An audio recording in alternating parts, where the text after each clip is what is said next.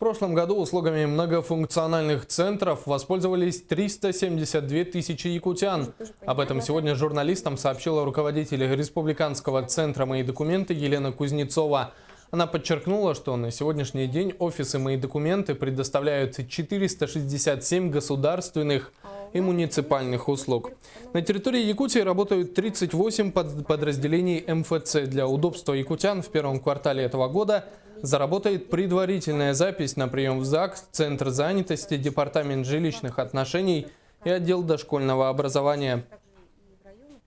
Тоже, скажем так, отличает нас от других МФЦ, которые работают на территории Российской Федерации, то, что у нас оказываются услуги бесплатной юридической помощи. Такое решение было принято на уровне нашего правительства, и было внесено изменение в закон о бесплатной юридической помощи республики, по которому мы эту помощь оказываем. И с 2013 года у нас уже более 14 тысяч человек получили такую бесплатную юридическую помощь.